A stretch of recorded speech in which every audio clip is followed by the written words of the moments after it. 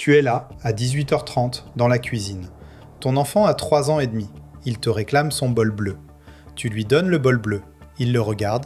Son visage se crispe. Non, c'est pas le bon!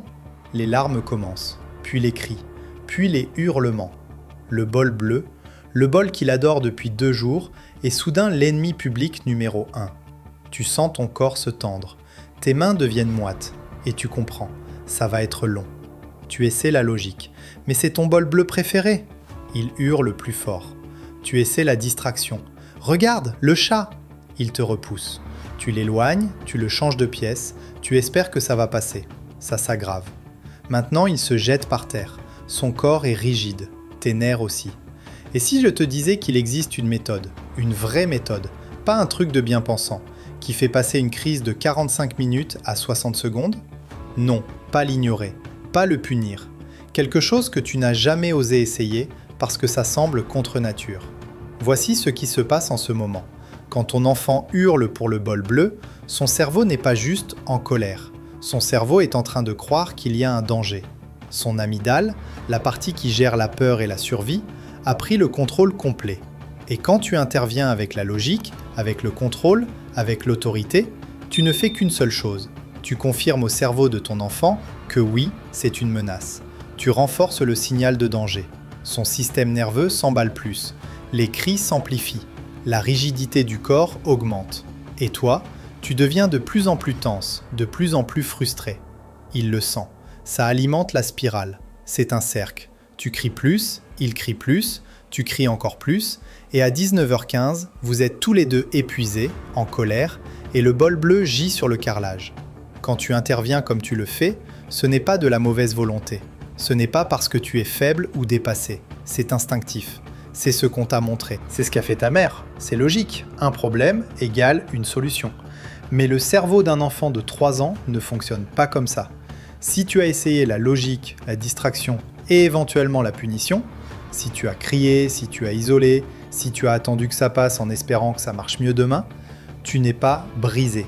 Tu ne fais pas ça parce que tu es un mauvais parent. Tu le fais parce que tu aimes ton enfant et que tu veux que ça aille mieux. Presque tous les parents font pareil. Laisse-moi t'expliquer ce qui se passe vraiment dans le corps d'un enfant pendant une crise. C'est comme si tu conduisais sur une autoroute, tranquille, et soudain, une ambulance te dépasse à 200 à l'heure, sirène hurlante.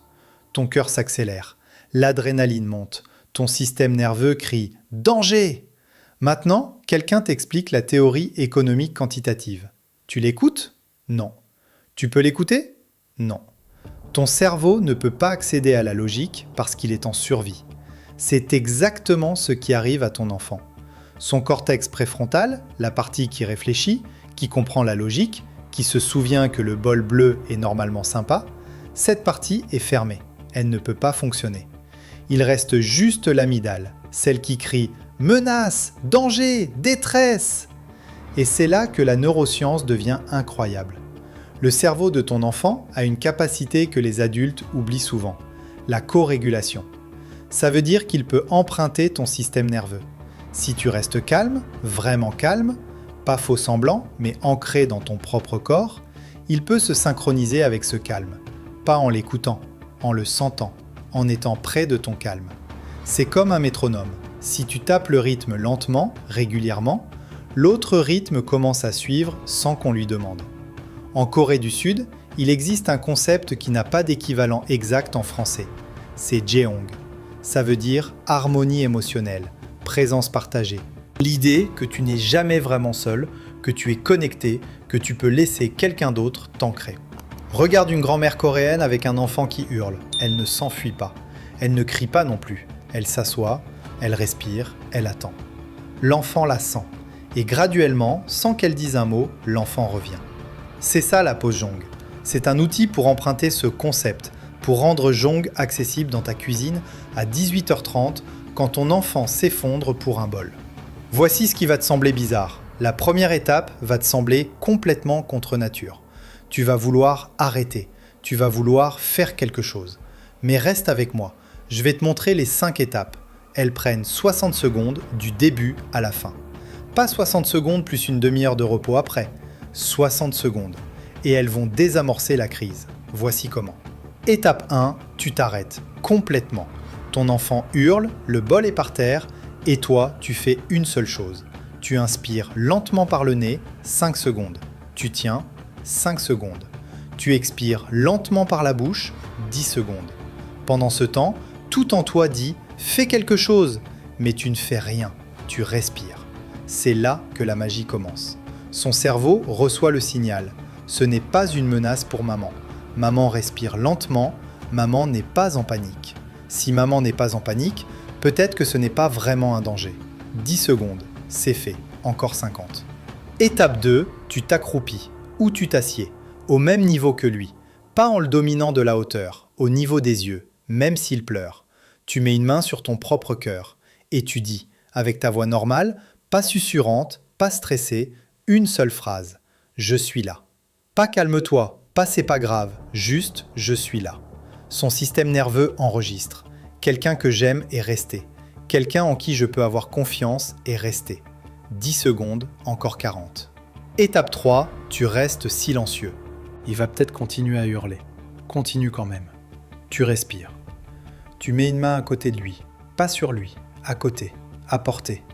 Tu ne touches pas, pas encore. Tu restes simplement présent. Son corps commence à enregistrer qu'il n'est pas seul, que ce n'est pas un danger, que l'urgence est en train de diminuer. Encore 30. Étape 4. Tu lui poses doucement la main dans le dos. C'est l'étape qui semblera complètement fausse. Chaque instinct te criera de ne pas le faire.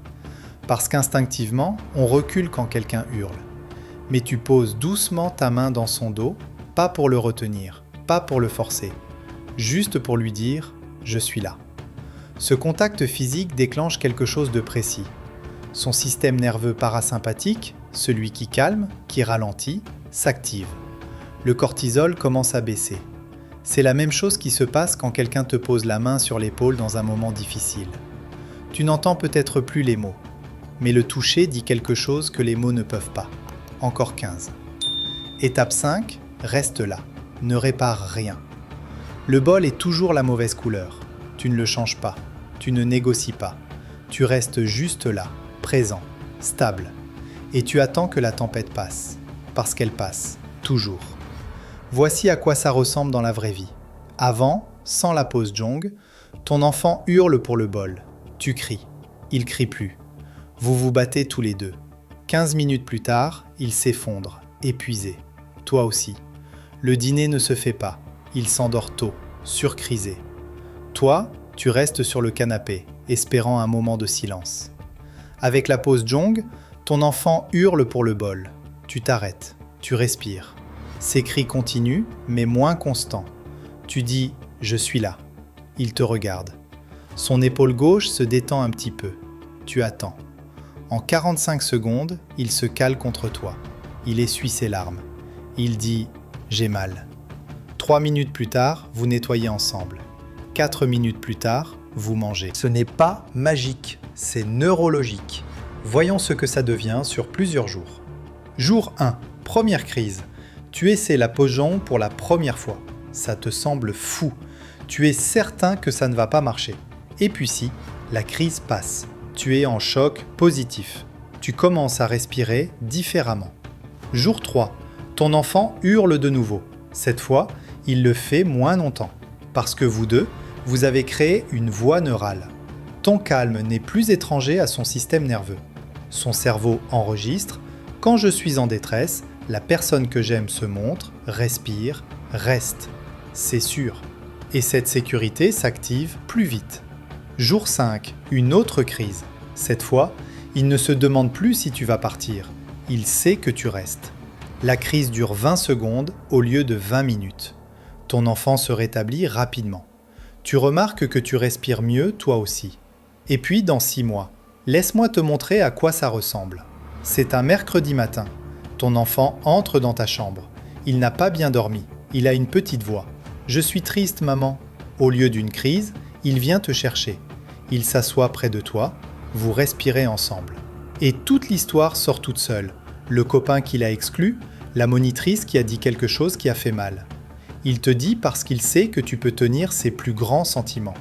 Parce que tu lui as prouvé, encore et encore, dans ces moments de 60 secondes, que tu restes debout quand il tombe. Tu ne fais pas que mettre fin à une crise. Tu deviens le sol stable sur lequel ton enfant apprend que ses émotions les plus intenses ne font pas fuir les gens qu'il aime. C'est 18h30. Tu entres dans la cuisine.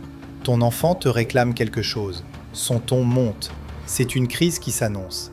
Et cette fois, tu ne vas pas crier. Tu ne vas pas négocier avec son cerveau en panique. Tu vas t'arrêter. Tu vas respirer. Tu vas t'accroupir. Et tu vas dire « Je suis là ». La prochaine fois que ton enfant fait une crise, et ça arrivera probablement aujourd'hui, essaie quelque chose de radical. Ne le corrige pas. Ne l'arrête pas. Fais juste une pause. Accroupis-toi, respire. Dis-moi ce qui a changé. Écris-le en commentaire.